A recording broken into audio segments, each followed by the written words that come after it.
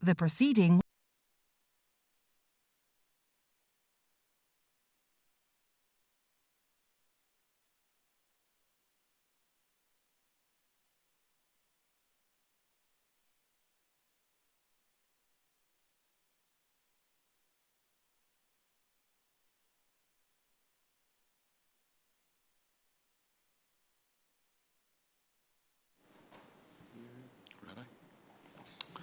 Order.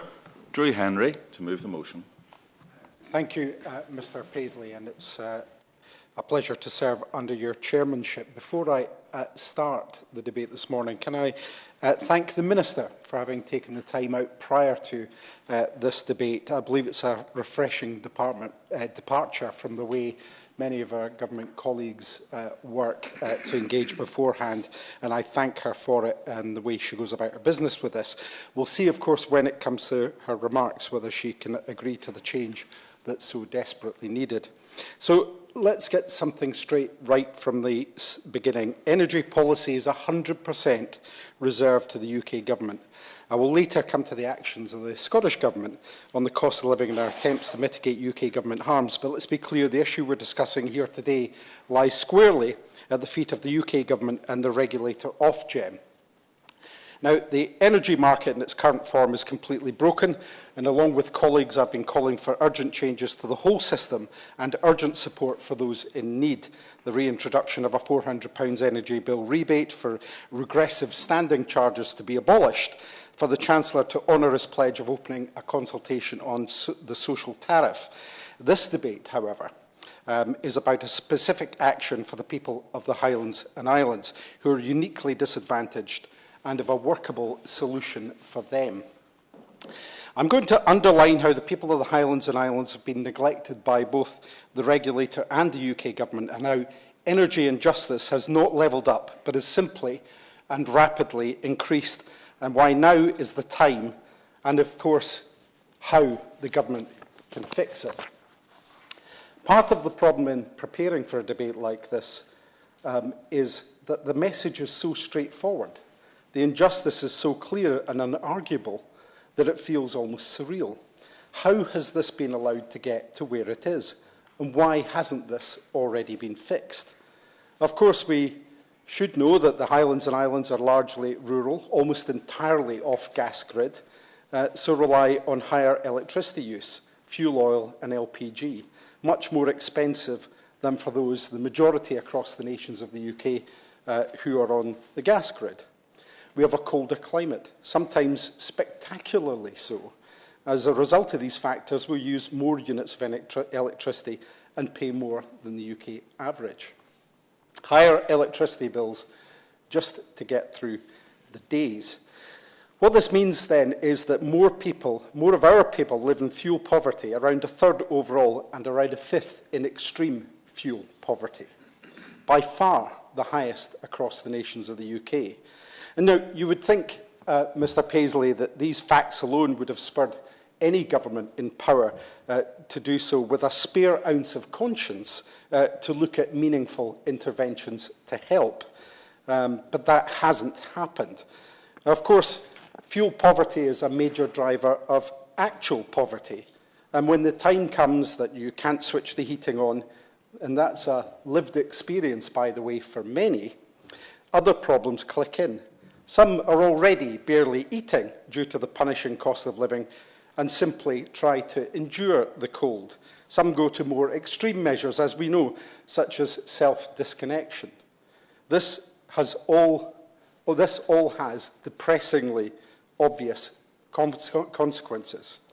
As the medical journal The Lancet pointed out, when people can no longer heat their homes, their mental health deteriorates significantly, and their odds of reporting depression, anxiety or hypertension increases by around 50%, as does the risk of suicide. For children in cold homes, there are increased risk of asthma attacks and respiratory infections, and as the temperature drops and the circulation of viruses increases, and immunity is impaired. An absolutely avoidable public health dereliction continues whilst this remains unaddressed. So you'd think any government with the power to do so any shred of decency would act in these circumstances. Instead, it's been allowed to get worse.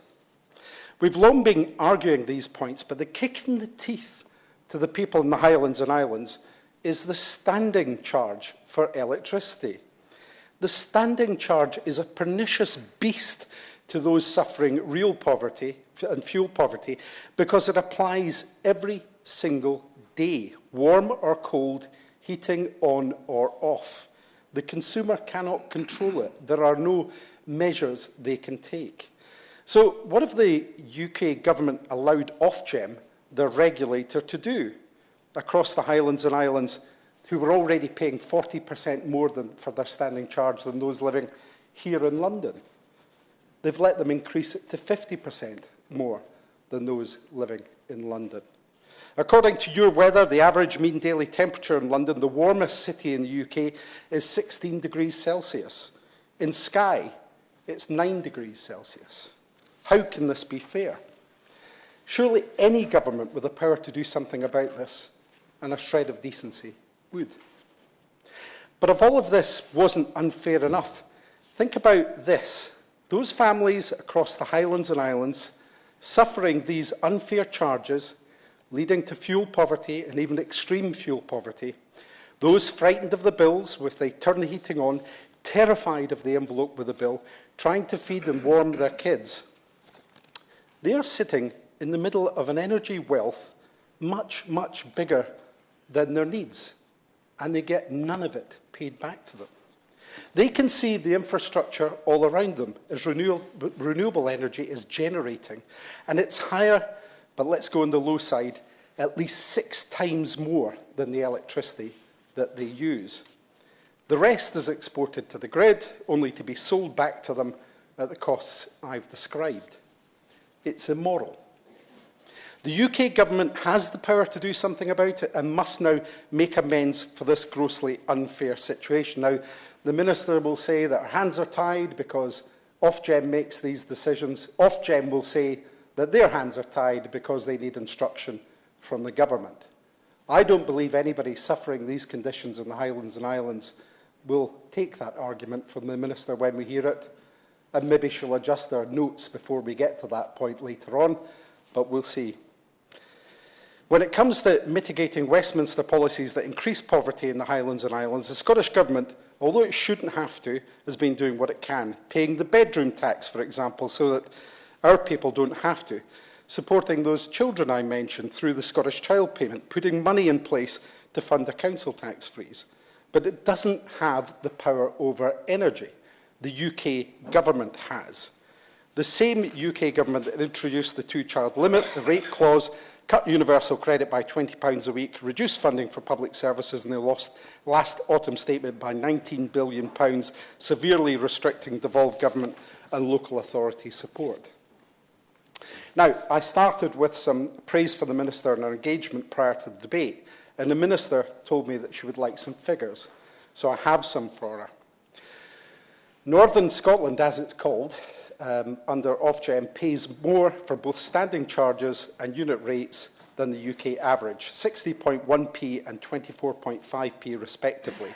Currently, Northern Scotland's standing charge cost is 59.38p, roughly 50% higher, as I mentioned, than London. Energy usage in the Highlands and Islands averages over 4,400 kilowatts per household, compared to around 3,000 kilowatts in London. 62% of the properties in the Highlands and Islands are not connected to the gas grid, resulting in higher heating costs per household. On current rates, the daily standing charges direct debit single rate April to June 2024 for Northern Scotland for electricity is 61.1 pence in Northern Scotland, 40.79 pence in London. The daily standing charges direct debit multi-rate April to June 2024, Northern Scotland 62.25 pence, electricity 40.75 pence. On fuel poverty, 2021 rates of fuel poverty are thought to be underestimates because of COVID restrictions, and the Commons Library uses 2017 to 2019 aggregates. But the Highlands and Islands region has the highest levels of fuel poverty and extreme fuel poverty in the UK. 39.8%, some 5,000 households in the Highlands and Islands Shire, 24.3% extreme poverty. 32.9% households in the Highlands, 21.5% extreme poverty. 32.2% of households in Argyll and Bute, 19% extreme poverty. 31.6% of households in Murray, 18.5% extreme poverty. 30.9% of households in the Shetland Islands, 22% extreme poverty, and 30.5% of households in Orkney Islands, 22% in extreme poverty. Now, the Minister will no doubt, and I expect her to point to the Hydro Benefit Replacement Scheme as help to balance the situation out. But knowing she will have done her research, I think she knows that this is a poor substitute and excuse for years of inactivity. A Bayes report in 2022 notes that the HBRS does not and never could provide an efficient or effective way of providing targeted support to a specific group of vulnerable consumers within a region. It does, however, Mr. Paisley, in its own unique and inadequate way, point to a solution, along with another precedent that's come up recently that could be adopted, which I will come to very shortly. The Hydro Benefit Replacement Scheme was established in the 1940s to compensate for the small hydro dams, and it took current form in 2005 under the Energy Act 2004. But as it stands, as I've said, it falls woefully short of the meaningful intervention required. In 2022, the Highlands and Islands Housing Association's Affordable Warmth Group highlighted the £60 per annum discount is only, and I quote, adding insult to injury to regional energy costs. When you're paying much more than the rest, it doesn't really make a difference.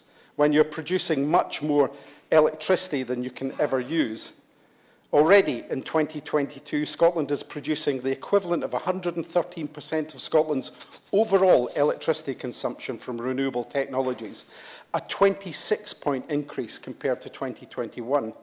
And as I've said earlier, the figure I'm absolutely certain is on the low side. The Highlands produces enough energy to power 6 times as many homes as there are in the Highlands through electricity. The Highlands produced a total of 7.2 million megawatts of energy, with 4 million megawatts of energy from offshore wind and almost 3 million megawatts from hydropower. Argyll and Bute produced 1.3 megawatts of energy from renewable sources. The Highland Council area comprises only 0.36% of the UK total population, yet the area produces 5.5% of the 49.7 gigawatt UK installed capacity for renewables. 43% of the UK's installed hydro capacity and 13% of the UK's installed onshore wind capacity. With these regions playing a crucial role in providing the rest of the UK with cheap energy, it is only right, surely, that it starts to get some benefit from cheaper energy prices, and yet it's not. Now, the Hydro Replacement Benefit Scheme could and should be converted into something more meaningful. Now, the Chancellor, during his autumn statement, offered the solution himself. He said, why not introduce a meaningful rate based on compensating our Highlands and Islands contributions?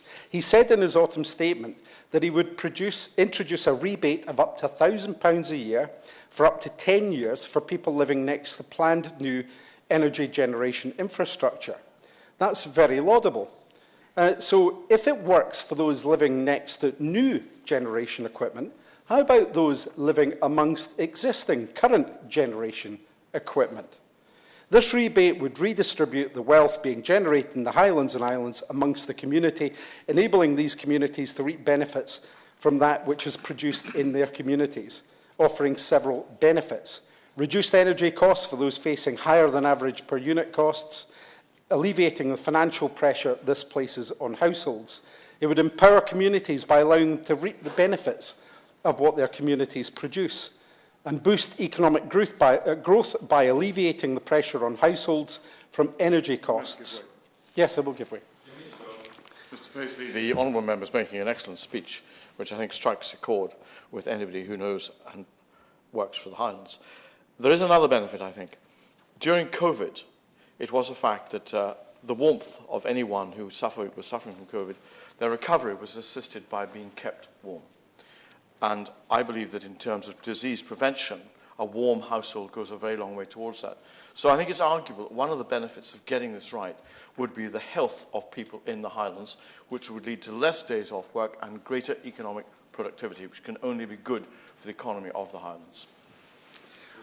I thank the honourable member for Caithness, Sutherland and Easter Ross for his intervention, and you won't be surprised to hear that I agree. Indeed, I mentioned earlier in the speech that the Lancet have reported on the health outcomes that that come from having a house that's too cold, and one of them is the fact that immunity drops and that people's resistance to picking up infections actually increases due to those circumstances, and particularly on the effects on children and their own ability to develop. But he makes a very good point about the fact that this is not only an issue of lost work days, but lost ability for people to operate in their communities and indeed have a general sense of well-being. So he's absolutely right to highlight that point, and I thank him for it. He talked about economic growth, and as I said, it would boost economic growth by alleviating the pressure on households from energy costs, allowing them some money to try and get through the cost of living and spend it elsewhere. So let's see some justice and some amends made for the suffering to those in fuel poverty who are generating and exporting the power for others across the nations of the UK. The Highlands and Islands produces almost 6% of UK energy, while having about 0.4% of the population. So why do we not benefit further from this? We pay higher than average bills, face higher bill costs due to the climate, have higher rates of fuel poverty and extreme fuel poverty, yet live in an energy-rich region. Even the UK Government's own report, as I mentioned, the Bayes Review Scheme of 2022, describes how the Hydro Benefit Replacement Scheme does not provide efficient or effective support for vulnerable consumers in specific regions. And the scheme introduced by the Chancellor that will give rebates to those living near new energy infrastructure up to the tune of £10,000 over 10 years is laudable. So why can't a scheme be put in place for those living near to existing renewable infrastructure? It's time for the people of the Highlands and Islands to be treated fairly, to end the fuel poverty and to be recognised for their contribution to the billions generated for the Treasury on their doorsteps. It's time for a Highland energy rebate. Thank you. That helps me considerably. The question is that the House has considered the introduction of energy rebates for the Highlands and Islands. Alistair Carmichael. Mr Paisley, it's a pleasure to serve with you in the chair, and I very warmly congratulate the honourable member for Inverness for acquiring this time for a debate on a subject that matters to his constituents, my constituents, my honourable friend and his right honourable friend's constituents, because, as he says, this is an issue that goes right across the Highlands and Islands. In the Highlands and Islands, we have longer, darker, colder winters. We have more houses that are older and therefore more difficult to insulate and to heat. And of course, we have virtually no access to the gas grid. And these are all things that contribute to the perfect storm that the honourable member very rightly outlined there, and that is the exceptionally high incidence of fuel poverty. I know that because it's one of the less laudable claims to fame that the Northern Isles has, is that we have the highest rates of fuel poverty, along with the Western Isles, in the Highland and in Year, than anywhere else in the country. Well, can we right on here? I'm very grateful to the right honourable member. Much is often said about the colder temperatures that we have in the Highlands and the dark winters that we have, but we also need to give consideration. It's not just about temperature. It's about the driving wind and the rain that makes it feel colder. I mean, there are times that the rain is horizontal, certainly in the places like the Isle of Skye and other parts. And let's remember that these communities are often very isolated. You're talking about single homes. There's very little protection which is provided. So the impact of bad weather on cold weather, on windy weather, on wet weather is enormous on these communities, and that just increases the need to have the heating on to give some protection from the climate. The right honourable gentleman is absolutely right. Of course, we have to be a little bit careful about how we describe this to people in other parts of the world, because doubtless in a week or two we'll all be back here telling everybody that they should come and have their holidays in the Highlands and Islands. But yes, we are by no means unfamiliar with the phenomenon of that, of the rain that comes straight at you, and certainly. I think it's always the surest sign of somebody who has just recently moved to Orkney or Shetland or is visiting that on a rainy day they go out with an umbrella, a spectacularly useless piece of equipment in the communities that we are blessed to call home. So, look, the honourable gentleman from Inverness brings a very interesting and constructive proposal in terms of an energy or a standing charge rebate. And when it comes to the question of energy costs, I have long taken the view that every little helps. You know, frankly, it doesn't really matter whether it's a silver bullet or not, but when families are facing that choice, not heating and eating, but starving and freezing, is probably a better characterisation for it in the Highlands and Islands. Then, you know, if there is some benefit to be had, then we should take it. That was very much the view I took in relation to the alternative fuel payment that the government came forward with last year. It did help a bit, and a bit of help is better than nothing. I think, though, the honourable gentleman would probably agree that standing charges are a small part of the equation when it comes to the question of energy costs and the actual cost that it involves to heat your home.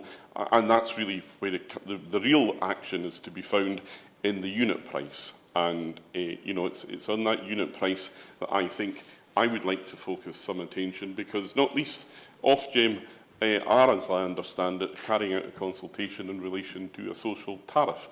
Social tariff is an interesting idea, and it's one that I think it would command a fair degree of support across the whole House. So I hope they get on with it, and they get on with it quickly. And within that social tariff, there has to be some mechanism, surely, for geographical variation, because social is not just on the basis of income. It has to bring in other factors as well, such as the fact that we live in places that have longer, darker, colder winters. Grateful to the honourable member for Orkney and Shetland for giving way, and you know, he's right to talk about this as being a wider package. I brought the debate today to be specific about this need, but that doesn't negate the sense of what he's saying about the collective impact of this. And yes, with the social tariff, perhaps the Highland Energy Rebate Scheme actually gives an opportunity to put that geographical difference in, to allow that into the mix to achieve the aim that he's after. Well, I mean, it's the case certainly in Shetland that Shetland Islands Council for years has promoted the idea of a Shetland tariff. And, you know, I very much understand what the honourable gentleman says about seeing the energy development. This is something that we've lived with in Shetland and in Orkney for the last 50 years, as we have kept the rest of you supplied with hydrocarbons, Mr Paisley. And, you know, we've had some significant benefit, but nothing, I think, compared to what we could have had. So, yes, there are opportunities here. I think the real fight comes in relation to the energy unit cost, and but in the meantime, if we can do something with standing charges, then that's absolutely what we should be doing. I'm a wee bit disappointed that we've not got a better turnout for the debate this morning, I'll be honest, because it seems to me that actually what the honourable gentleman has drawn our attention to here is something that is really severe for the Highlands and Islands, but it's not only severe for the Highlands and Islands.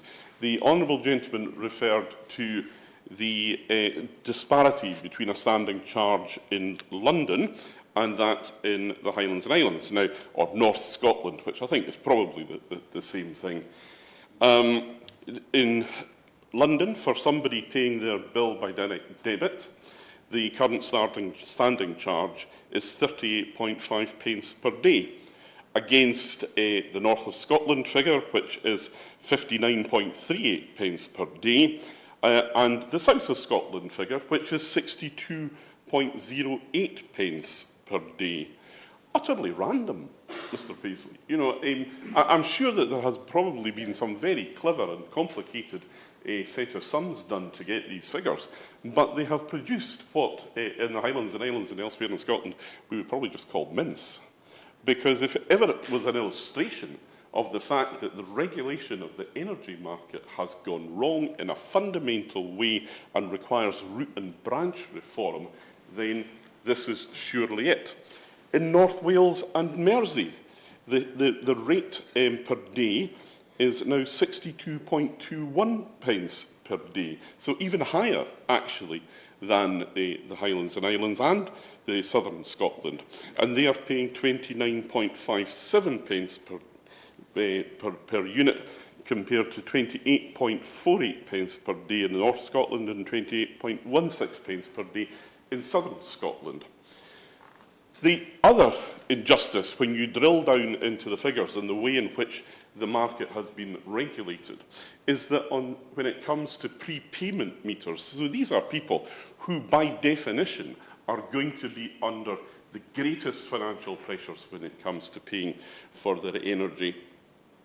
The rate charged for the Highlands and Islands is 62.3 pence per day in standing charges and 27.19 pence per kilowatt hour.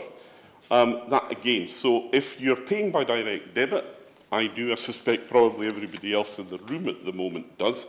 In the north of Scotland, you're paying 59.38 pence per day, whereas if you are somebody who has found themselves in a situation where they're having to rely on a prepayment meter, then that same figure is 66.23 pence per day.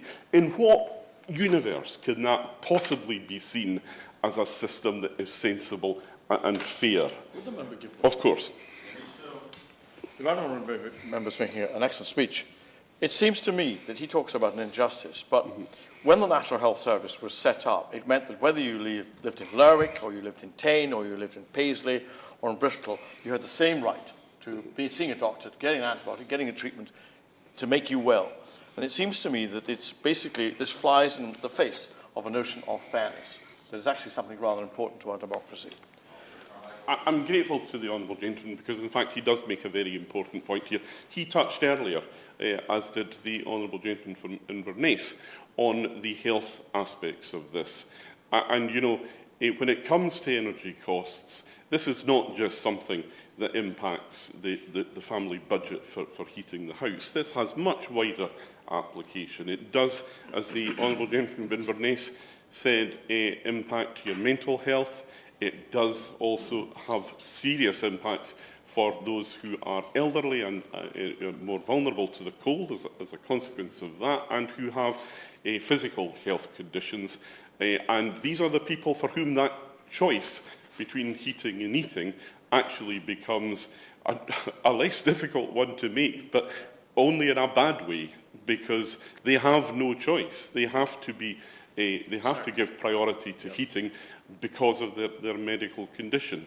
So the fact that we have now gone so far from this idea of energy costs being provided on a universal basis, essentially on the idea of there being a universal price, a standard price across the whole country, I think shows just how badly wrong the regulation of this market has gone.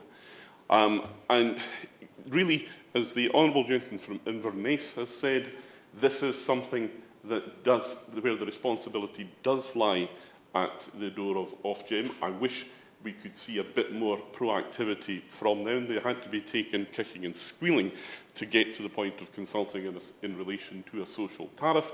So if there is a capacity within the Minister's responsibility to offer them an instruction to look at this and to achieve the meaningful change, then I think she does have the opportunity to do some genuinely good work here. So, in conclusion, Mr Paisley, I congratulate the honourable gentleman for focusing our attention on the question of standing charges. It is bad for the Highlands and Islands. It is even worse, it seems, for other parts of the country, albeit maybe some other parts that are not going to be as heavily dependent on heat in the winter as we are. Of course, I couldn't sit down, though, without making brief reference to the fact that for many people in our constituencies, the real cost for them in relation to heating their houses comes from the cost of heating oil, because that's the only way in which they can heat their houses. And in relation to that, there are no standing charges, and it's much more difficult to get money into the pockets of people who rely on that. But that is something that is baked into the system, and it's not going to be fixed easily, of course. Grateful, I realise he's concluded his speech, but I think it is important to point out that this is an issue that I and others, and possibly even himself, has raised in the past, that Ofgem have been delinquent in not regulating for those off the gas grid as well. And there is a need to appreciate those people who are reliant on LPG and fuel oil do need some protection as well. But again, you know, when they are using fuel oil and LPG, they also tend to rely on using more electricity, which brings us back to the main thrust. I thank him for his patience. I'm grateful to the honourable gentleman, and you would expect there's not a great deal of difference. The one thing where I think, if I were in Ofgem, I would start is looking at the question of multi-rate meters, things like Economy 7, and that, of course, total heating with total control, which many of our constituents use. In relation to them, the standing charges in the northern Scotland are 69.32 pence, and in southern Scotland 69.17 pence per day. Again, you see the disparity. Now, that's one standing charge where actually direct action could have a very direct impact on the Highlands and Islands. So I shall await to hear with interest what the Minister has to say. I agree with the experience of the honourable gentleman from Inverness. The Minister is somebody who is thoughtful and prepared to engage, and I hope that, having had this brought to her attention, she will use her offices to ensure that going ahead, the position in the Highlands and Islands, and for those who are fuel poor in England, Wales and Northern Ireland, and indeed Southern Scotland as well, will not be given this rather shoddy treatment. Thank you. Scottish National Party spokesperson, Ian Black.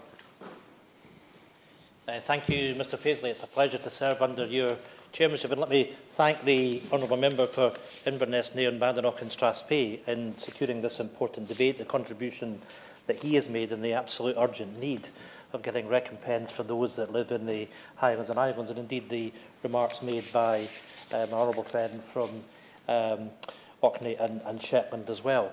Let me, if I may, put this in a slightly broader context, because we stand on the cusp of an energy production revolution.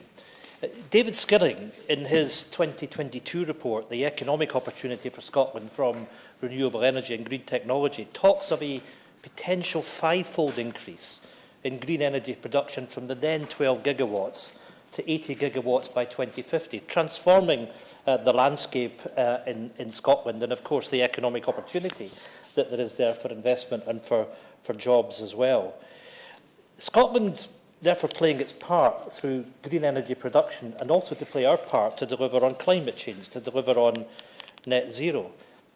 Energy-rich Scotland being the powerhouse of green energy production, with the Highlands and Islands being a key driver in that increased production, both onshore and offshore, a green energy bonanza, driving investment and financial returns for investment who will benefit from what is, after all, our natural resources.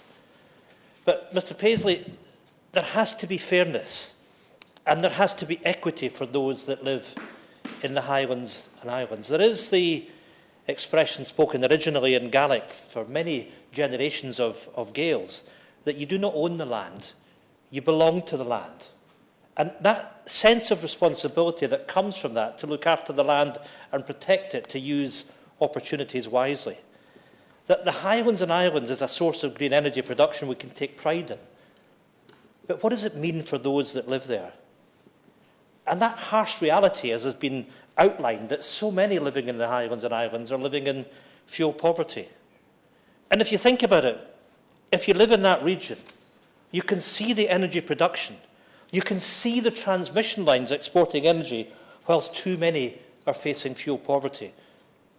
Mr Paisley, that is a disgrace. And let us examine the facts. Even before the spiralling costs of energy over the last 2 years, many households, too many households in the Highlands and Islands were already living in fuel poverty. Indeed, in 2022, it's estimated that 31% of Scottish households were in fuel poverty, where an extraordinary 18.5% were already in extreme fuel poverty. That was before the energy price increases we've seen over the course of the last couple of years.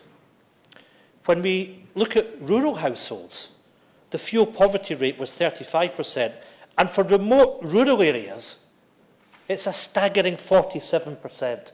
Nearly half of all households in the rural parts of the Highlands and Islands living in fuel poverty. We're supposed to be a civilised society. Compassion is supposed to be at our core. How can it be right? How can we tolerate that so many of our citizens are living in fuel poverty? And my own constituency of Roscoe and Lochaber is largely a remote rural constituency. We've talked about the impact of weather, not just on temperature, but of the wind and the rain. And think about that. Yes, of course, we can enjoy and we encourage people to come and visit our beautiful areas in the summer.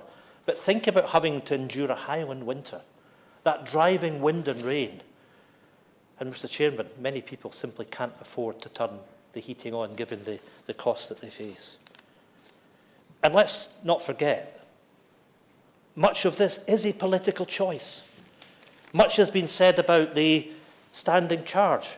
But if you look at the increase in standing charge in Scotland since 2022, it's increased by 138%. How on earth can anyone, how can the government, how can the minister justify such an increase at a time that so many people are suffering from the cost of living? How can anyone look at my constituents in the eye and tell them that it's right that we should be increasing the standing charge by 138%? Mr Paisley, today we've got the budget. We've got the Tories fixating about tax cuts. Tax cuts. My goodness. I'll tell you what people in the Highlands and Islands want. They want help with their energy bills. They want the ability to be able to turn the heating on. They want the ability to put food on the table. And what a distraction this Tory fixation with tax cuts is. Let's deal with the fundamentals of this. And, you know, when we come back to what's happened with the standing charge, because let's be clear, consumers are being ripped off in the middle of a cost of living crisis by a policy decision that heaps costs on those that face difficult choices as to whether they can turn their heating on. But, of course, whether you can turn your heating on or not, you still have to pay that standing charge. You still have to pay that daily bill. Where is the fairness? Where is the equity? But not only that, in the Highlands and Islands, we get penalised by higher transmission and distribution charges. That is, after all, a financial penalty imposed on people that live in the Highlands and Islands by this government. That's what it is. No ifs, no buts. It's a charge for living in the area that many people were brought up in. And yet, And yet, when those that live in their houses, that are having to consider where to put the heating on, they can look out the windows, they can see the wind turbines, they can see the transmission lines. What kind of country do we live in where we allow this to happen? As has been mentioned by my honourable friend, the vast Highland Council area has 0.36% of the UK's population. Yet we produce 5.5% of the UK's installed capacity for renewable energy. Where is the direct benefit for communities on producing energy that the rest of us in the other parts of the United Kingdom benefit on? Why is it not mandatory in legislation that compensation is paid by producers to local communities who they need the right of consent in order to produce? Come back to that point about you don't own the land, you belong to the land. There ought to be that commitment written into legislation that the communities that are affected by this benefit.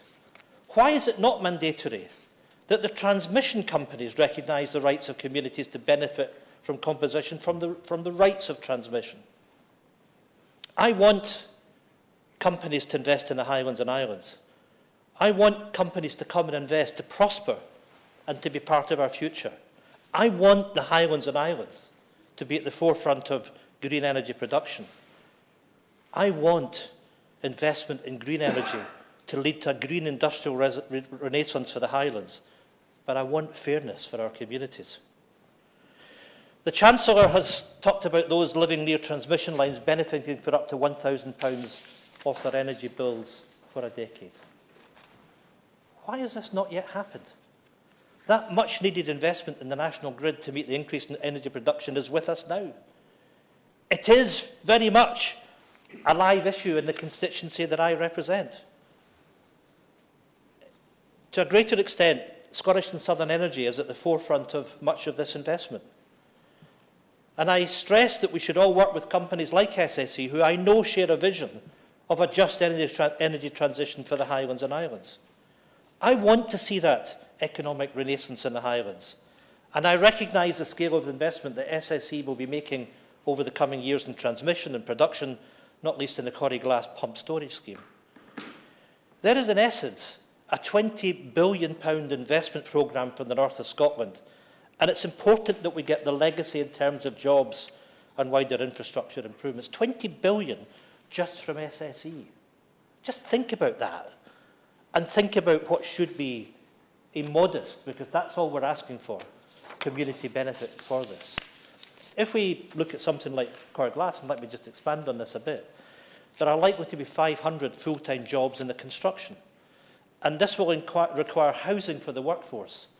And it is vital that such projects can have a lasting legacy and investment in housing, which is so critical for the future of the Highlands, linking what happens in energy policy to our industrial development and needs for homes. But we also need the offer of financial compensation right now for our communities. Mr. Chairman, if we can greenlight the much-needed investment, where is the benefit for those affected, and where is the recompense for those that have existing transmission lines, a point that was made by my honourable friend? But I'll happily give way. He's making clear points about the fact that as generation is happening, the people of the Highlands and Islands are losing out. And as I underlined in my speech, it's a direct slap in the face when you look at the situations that they have to endure. But there's also the matter of the electricity generation levy, which is also deducted from those generating electricity in the Highlands. It goes straight to the Treasury. Another fund that could be used to pay some of that money back to the people who are generating. No, I mean, it's a very important and very fair point that he makes. And in my own constituency, in my own home island of the Isle of Skye, there are a number of planning applications which are coming forward. And of course, there are always a range of views on these things across all of our communities. But if I look back over the last few years, and indeed the debate which is taking place today, on balance, people in general are favourably disposed towards these developments. They understand the importance of getting to net zero. My goodness, and the communities that we all represent, we feel the impact of climate change. We can see it.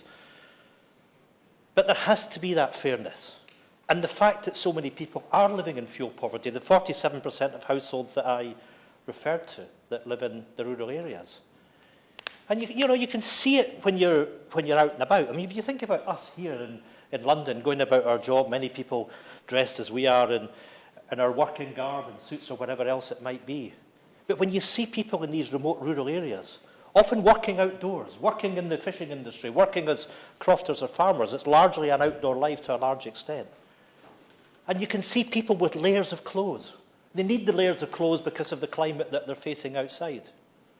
But, and here's the but, too many cases they're still wearing these layers of clothes when they come back inside because they simply can't afford the heating. That's the reality. And when we give our consent, because it is about us giving our consent to that increase in energy production, where's the benefit? Because, I talked about that increase in energy production that we're going to see in Scotland between now and 2050, and we welcome it.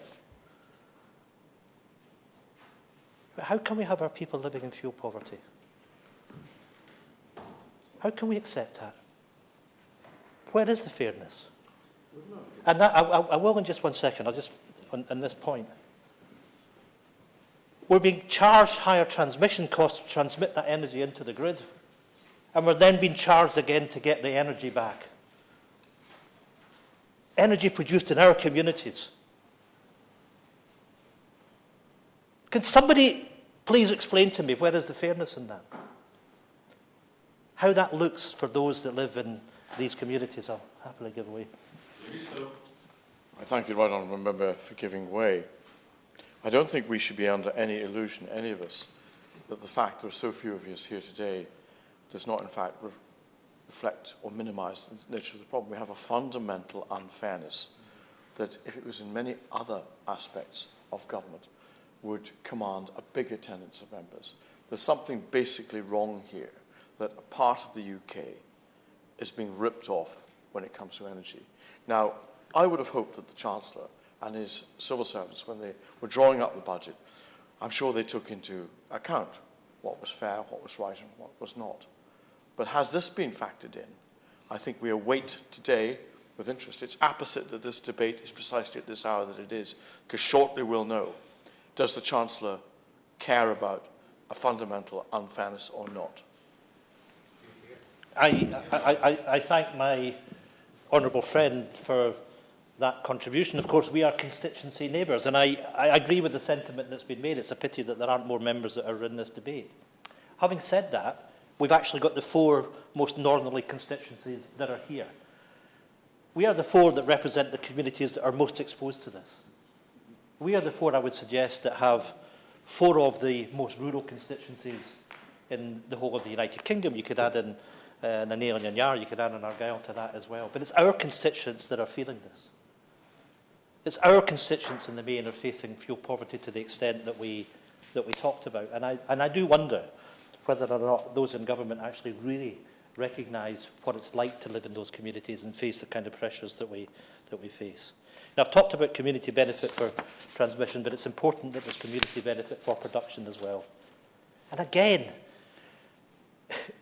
those on the production side are encouraged to engage in community benefit. But we simply can't leave it to the developers at a whim to determine whether or not there's going to be community benefit. It must be mandatory. It must be in legislation. The Highlands and Islands produce enough energy to power nearly 6 times as many homes as there are in the Highlands, even before the scale of investment that we're talking about. And of course, being a windy and a wet region makes us an attractive option for developers, but there must be that payback for communities. In the Highlands and Islands, we are exposed to the effects of climate change. In general, it is an outdoor lifestyle.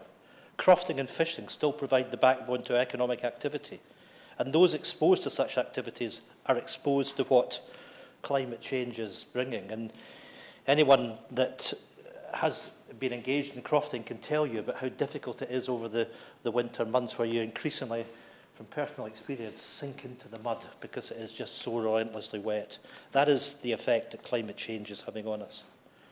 It is perhaps therefore of little surprise in general that those that live in such places as Ross Skye and Lochaber do support green energy initiatives, and increasingly there is concern that rising production produces little direct benefit from communities from that right to produce. That is why we have this issue of the broken UK energy market.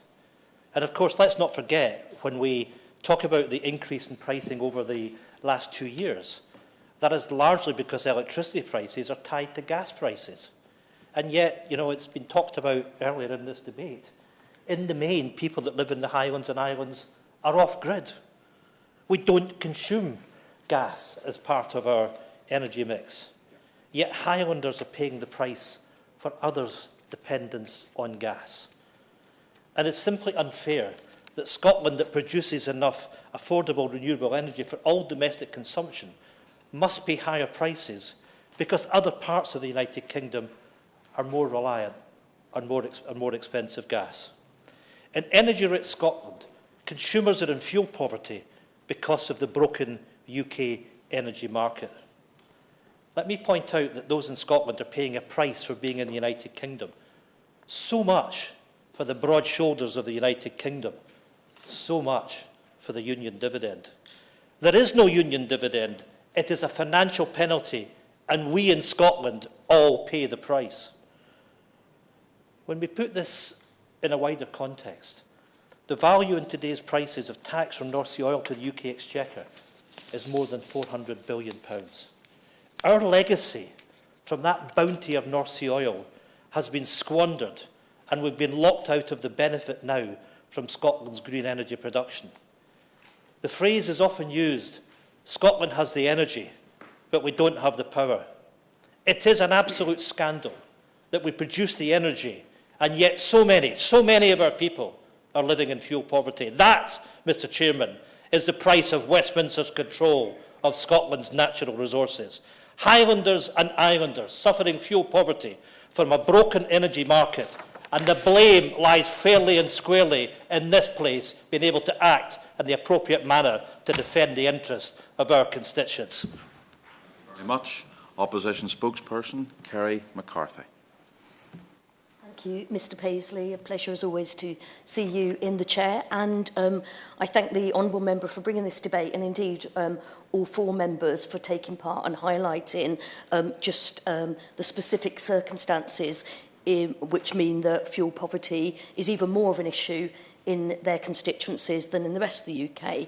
And I say that, I mean, we know that overall there is, the average fuel poverty gap has increased by 66% between 2020 to 2023. We know that 3 million people are in debt to their energy providers.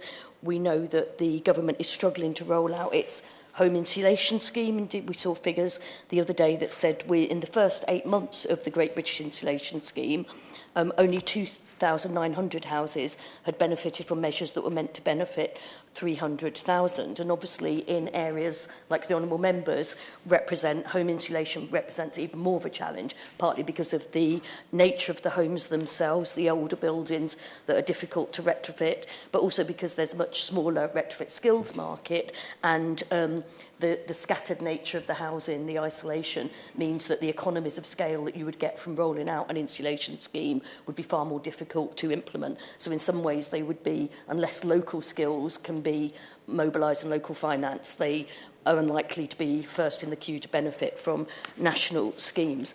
I think all the honourable members, as I said, spoke very eloquently, partly about the conditions which mean that fuel poverty is more of an issue, the longer, darker nights, the cold, the rain that comes straight at you, as I think the honourable member for Orkney and Shetlands described, and the honourable member from Inverness said that a third of people are living in fuel poverty and a fifth in extreme poverty. I think one of the things that I'm trying to grapple with is, it's one thing, you know, with the whole debate about prepayment meters, we know about forced disconnection when people simply can't afford to carry on paying for their electricity. What is more difficult to ascertain is the extent to which people are not having to go to those extremes, but living in very, very cold conditions because they've cut back on paying bills. And we do know that when there is energy bill support and when prices come down, actually their energy use will go up which implies that they were using less energy than they actually needed to keep themselves warm. And I thought the point that was made about the impact on health for children, for older people, for people with disabilities. Again, we know people with disabilities have higher energy costs. Very grateful for the member for making that point and underlining that point in terms of the fact that there are big impacts on health, but also the point that where there is a rebate, where there is some funding to actually help people, it does have a measurable impact. And the whole point of this proposal on the Highland Energy rebate is actually to put that into place. So I think it's an excellent point to underline. Grateful she's brought that to the table today. Yeah, and I would say we do need to look at this in the round in terms of, I know that I think the Minister will hopefully enlighten us a bit more about Ofgem did a call for input on standing charges, which I think closed the end of January. As far as I know, we haven't seen the outcome published from that, but I think it's for the Minister to give us some more details about that balance between standing charges, unit prices, social tariff indeed, the discussions about that. But that's certainly all things that we are looking at. As the members said, the fact that the Highlands and Islands have a lack of access to the gas grid means that they're in a particularly difficult situation. I know the figure was mentioned that 62% of properties were off the gas grid in mainland Scotland. I think that's the figure I've got here. But in some places, they're almost entirely off-grid, as I think the member said. This obviously leads to significantly higher costs because it's often oil that's used as a fuel or entirely electric. And again, the point about decoupling from gas prices is very much something that we have taken on board. But it does mean that they don't benefit immediately when those wholesale prices do come down. I've got figures here from is it Loch Skye Housing Association.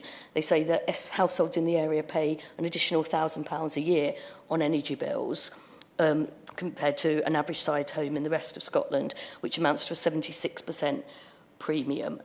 So, yeah, this is just one figure that illustrates the problem there. The point was very well made that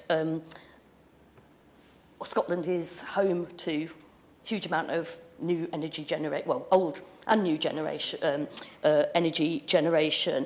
And as I think it was the honourable member speaking from the front bench said, just where's the benefit for Scotland from this? I was reading through a report from Changeworks on fuel poverty in the region in advance of this debate, and there was a quote from an energy advisor that really stood out. It said the annoyance of being a 321% net generator of green electricity to the rest of the UK, all from renewables, yet we have no access to the polluting fuel, which is mains gas, and the price of energy is 4 times the cost. So again, we know that renewable energy is going to be way cheaper than fossil fuels, and it's one of the reasons why Labour's committed to the Clean Power by 2030 mission, because we know that will help bring down energy prices. But I can appreciate how absolutely galling it is to be somewhere where so much, I think the honourable member talked about a renaissance, an economic renaissance for the Highlands and Islands linked to renewable energy, and yet you'll be last in the queue to actually benefit from that. So we absolutely need to tackle that unfairness. I would question, and I don't know if anyone wants to intervene in me this, but my understanding is still that the SNP is opposed to a windfall tax. Our proposal, and it's telling that, we do have this debate today with the budget. I hope that we see firm action from the Chancellor on tackling fuel poverty and recognising many of these unfairnesses that have been raised. There is some talk. I think we have heard most of the budget actually already, which isn't normally the case. But I think there is some talk about movement on a windfall tax on oil and gas. Labour is calling for an increase in the rate to 78% on the energy profits levy. And so if I just finish outlining what we say, and extending the sunset clause to 2029, which would raise billions of pounds for the green transition, cutting household energy bills in the process. I apologise if I got it wrong, but I thought the member was inviting an intervention on that subject. But I just wanted to sort of get my bit in first, so otherwise I'd lose track. Sorry. The point, I think, and I have to underline it again and again in this debate, and I think she understands this, is there is already a windfall tax and other taxes coming from the Highlands and Islands just now through renewable energy, and we're getting nothing back. So we're already seeing that effect of money being taken out and not going back into the pockets of consumers who are being punished in this way. Yeah, I think probably because just to do justice to the issues that the honourable members are raising, I won't go down that path of sort of having an argument about the windfall tax, because I think we do want to focus specifically on the fuel poverty in the constituency. I would reiterate, though, that we... Sorry, yeah. We actually did raise the issue of windfall tax. This issue doesn't want to debate it. It's rather perverse. But let me try and help her a bit. Because what happened over the course of the last 2 years was that oil prices rose to extraordinary levels. And as a result of that, there were excess profits made by many oil production companies. And what we saw over the last 2 years is companies engaging in pretty large-scale share buybacks. Now, if you think about that, it's pretty simple, it's pretty straightforward. That is, in effect, a return of capital to shareholders, but it's untaxed. The opportunity was missed by the Labour opposition and the government to recognise the one-off nature in that, and you could have had, on a one-off basis, a tax on share buybacks, and that could have gone to alleviate the impact of higher energy prices, but both the government and the opposition missed it. Well, I think we've been calling for a windfall tax for quite some time, and also challenging the generosity of the investment allowance that goes to oil and gas companies, which I think is 91p in the pound. But as I said, not least because my voice seems to be sort of slightly failing me, let's keep to the topic for... Order. Yeah, and if I can start to draw my remarks to a close. I think one of the things that has come out of this, though, in terms of the links to the huge potential of Scotland for renewable energy generation, is that need for a place-based approach where people feel that they are part of the transition and actually directly benefit from it. And as I said, it's particularly galling when Scotland is responsible for so much of the new renewable energy generation that it is not benefiting. And in some ways it should be benefiting more than other parts of the country, which, because they are doing they're doing the generation.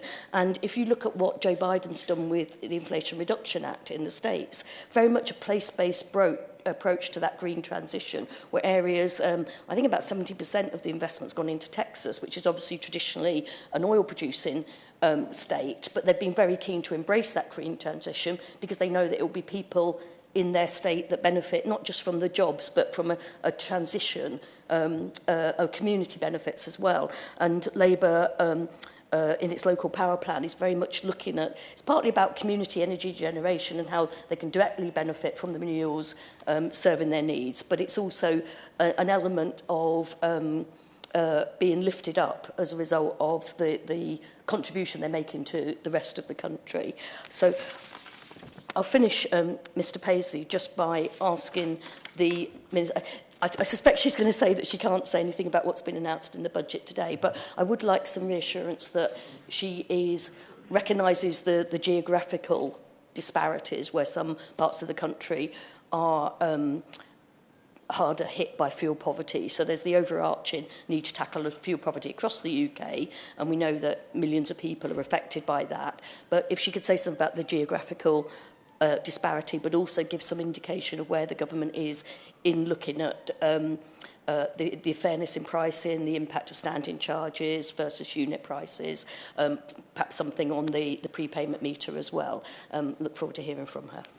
Thank you. Minister Soloway. Thank you. Thank you, Mr Paisley, and it's a great pleasure to be here under your chairmanship. And I would like to thank the Honourable Member for Inverness, Nairn, Badenoch and Strathspey for securing this incredibly important debate, and also for other members for being here. And although we are a small group, I would like to say very powerfully made cases, so thank you for that. Let me try and cover the main issues, and I'll go through them one by one, if I may. So first of all, to come to the standing charges, because that's the thread that has been going through all of the debate today. And the Honourable Member made a powerful point around the standing charges for residents in the Highlands and Islands and saying that they are too high. And as Honourable Members will probably know, the setting of standing charges associated with each tariff is a commercial matter for suppliers. And suppliers do have a flexibility to structure those tariffs. However, as mentioned, Ofgem have launched a call for input and standing charges, which, rightly, as the Honourable Member mentioned, closed in January. And so far, we've had over 40,000 responses to that, and looking at how it is applied to energy bills and what alternatives should be considered.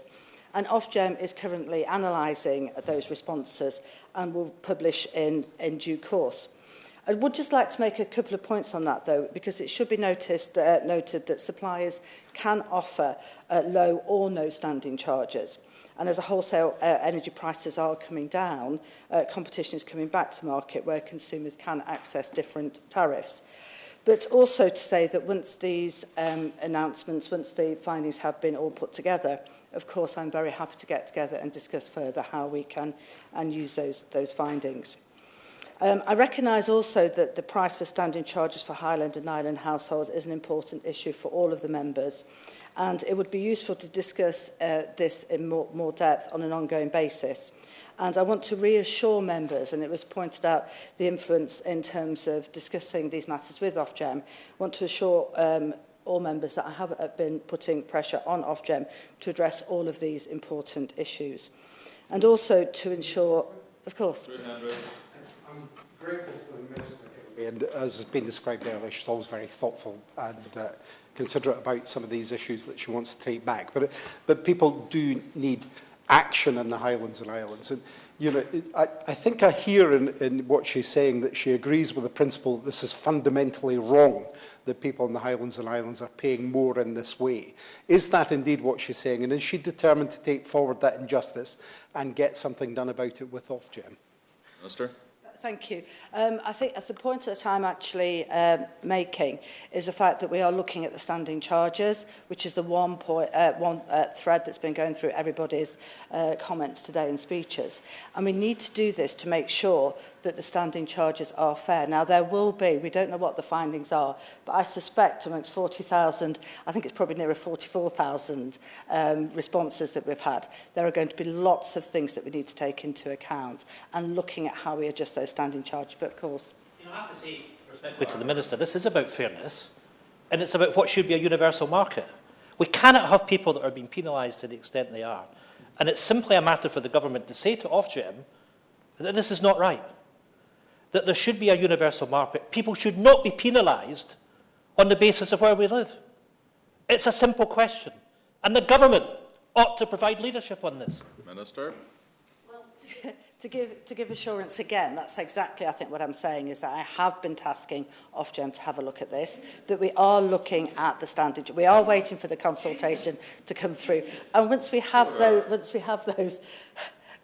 all of those responses and looked at them, I am very, very happy to welcome views on those findings. I'd like to come on to the transmission and distribution charges as well. Thinking about the electricity network charges are the costs that users pay to connect to and use electricity networks. And these are charged to suppliers and generators, and so eventually these costs are passed on to consumers in their energy bills, some of which is reflected in their standing charges. And Ofgem, as an independent regulator, is responsible for setting the electricity network methodology, and government officials are working closely with the regulator to understand these charges. But the electricity network charges must be cost reflective, so those who pay them are charged in a way that reflects the cost that they are placing on the network. And so transmission charges are based on the costs that different users impose on the transmission by connecting to different locations. And this means that there are higher charges for those who use a network, resulting in longer distances of electricity transmission. And as Scotland, and as the Honourable Members will know, is a net exporter of electricity, transmission costs for Scottish consumers are lower than their counterparts in England and Wales. However, of course I will. The Minister describes locational charging, which in the days of generating electricity from hydrocarbons made a degree of sense because there is that element of transmission loss. So you want to encourage transmission closer to the point of consumption. As we move to renewables, that argument simply doesn't stand anymore because you're not wasting a non-renewable resource in order to generate and then transmit your electricity. Why is that not being changed? Minister. I thank the Honourable Member for his intervention. And of course, these are the kind of things that we are working through as we move towards the net zero challenge. I would also like to acknowledge quite rightly that the Honourable Members have been talking about the geographical challenges of electricity supply in northern Scotland, such as its size, poor weather conditions, sparse population, mountainous terrain and supplying multiple islands means that inevitably the cost of distribution are much higher than other Great British regions. And they've made the point very clearly, Mr Paisley. Also to acknowledge that the Highlands and Islands produce a high level of renewable electricity, but this doesn't remove the challenges of distributing the electricity at the moment. But as I say, we clearly will be looking at that in the future. Also want to note that the Hydro Benefit Replacement Scheme, and this scheme provides natural annual assistance for around £112 million to reduce distribution charges for domestic and non-domestic consumers in the region, equating to a reduction of around £60 annually per household. I'd like to just move on to energy prices. Of course, yes. Well, no, I'm going to make this intervention because she talks about that £60. You know, it literally doesn't touch the sides of the bills that we're talking about here, and for those people that are affected. I know she knows this because I've said this to her before. With it, what we need is you know, an overhaul, a rebate that actually makes sense for people, that has an impact on their bills, and that's exactly what this debate is about getting a Highland energy rebate. If they want to use that as a basis for doing this, then I think that's something that may be workable. But I hope she'll take away the fact that whilst, you know, has been said, every little does help in a way, it really doesn't touch the sides of those people who are suffering this injustice. Thank you, Mr Paisley. And the Honourable Member is right, having had made this point very clearly on several occasions. And of course, I am prepared to discuss more fully the Highland Energy Rebate paper that I have been sent. Moving on to energy prices and support. Despite the rise of standing charges, energy prices have fallen significantly since the winter of 22-23, with quarter two 2024 price cap of 1,690 being 60% lower compared to quarter one 2023 price cap peak. And it's important to note that the government did react really quickly to support households last winter, with around £40 billion being delivered to support households and businesses.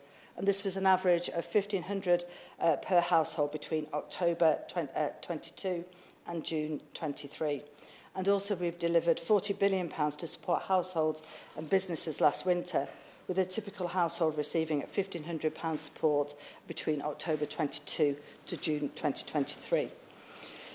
As noted, many Highlands and Islands households off the gas grid and so have also benefited from the £200 alternative fuel payment schemes.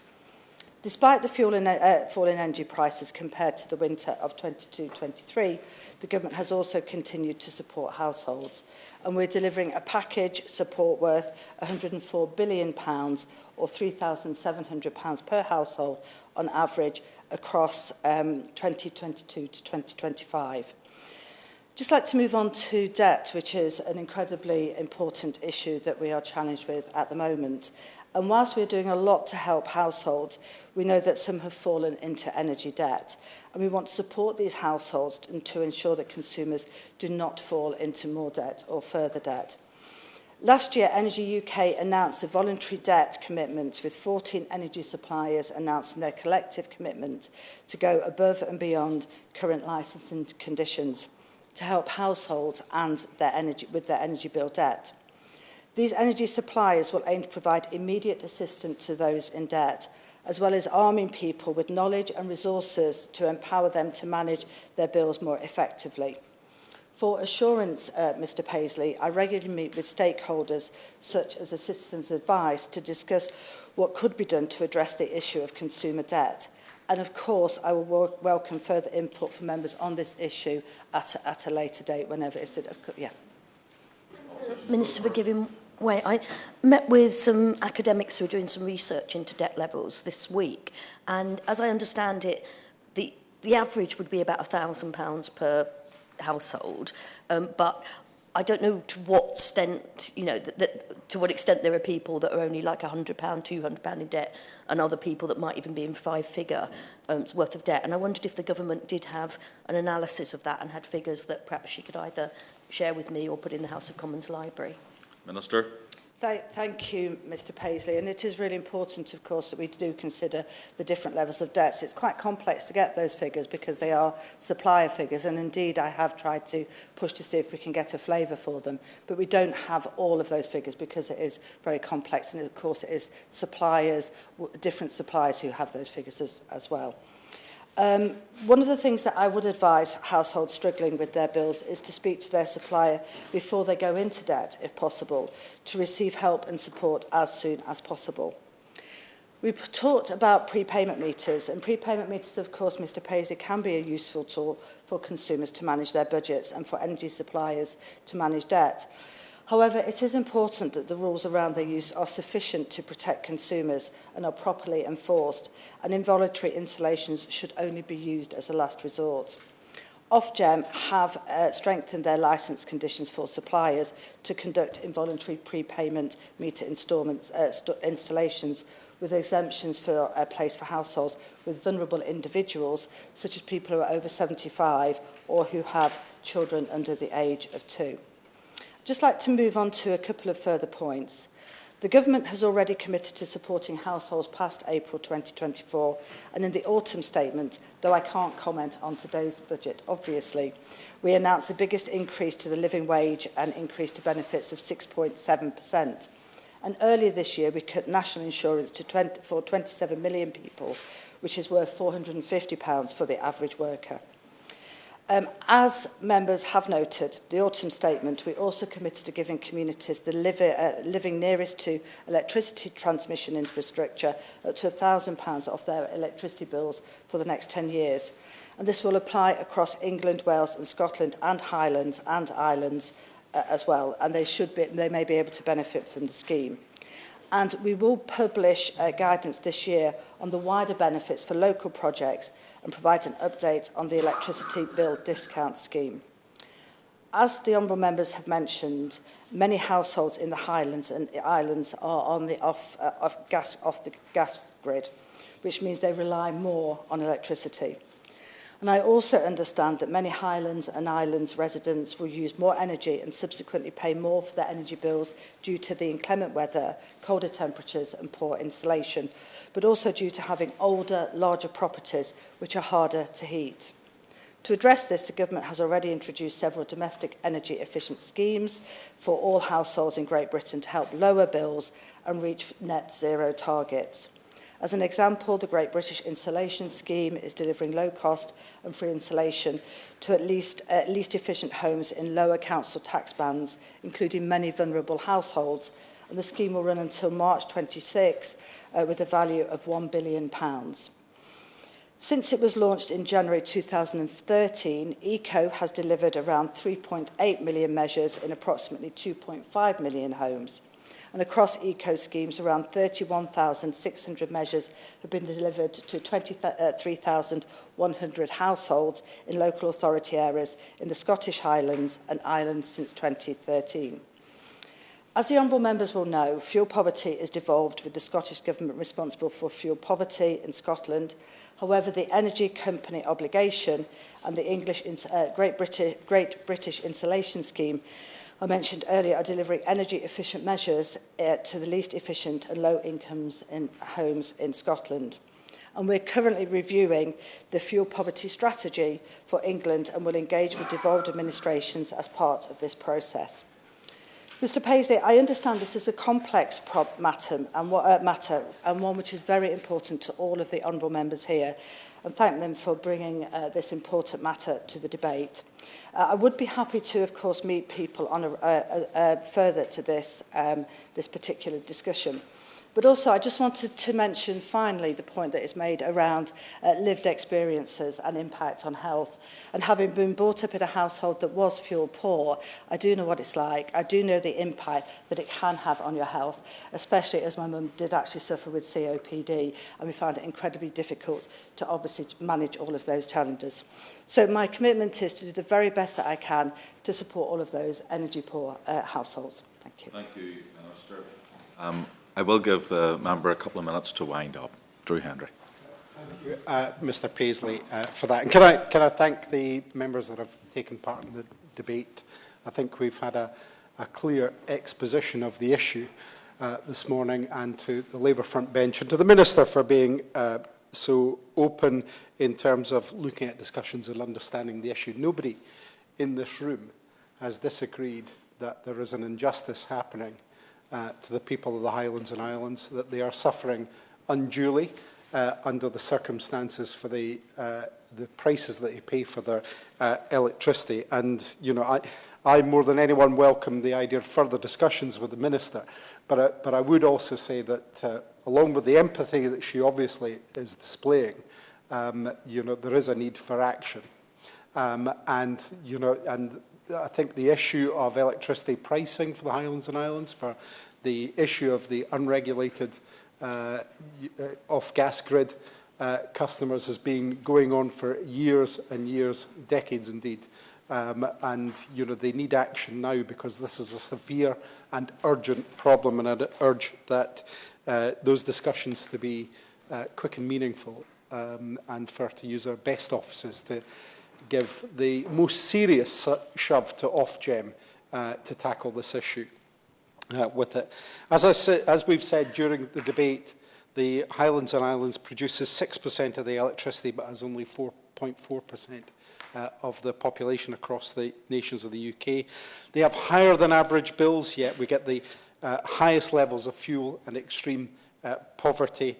The Hydro Benefit Replacement Scheme doesn't do the job that it was supposed to do. It needs to be updated, and there is an opportunity to do that by combining this with the Chancellor's scheme to get a rebate that goes directly back to those people who are affected in this issue in the Highlands and Islands. And I hope that the Minister will take that away, as she said she will do, for further discussions. But again, I stress the need for some urgent action to solve this issue, and I'll be very happy to meet with her in future in order to see what we can do to get some real action for this issue. Thank you. Is that the House has considered the introduction of energy rebates for the Highlands and Islands. As many as are of that opinion say aye. Aye. The contrary, no. The ayes have it. The ayes have it. Order. We will start the next debate as soon as the member arrives. Until then, we will stand suspended.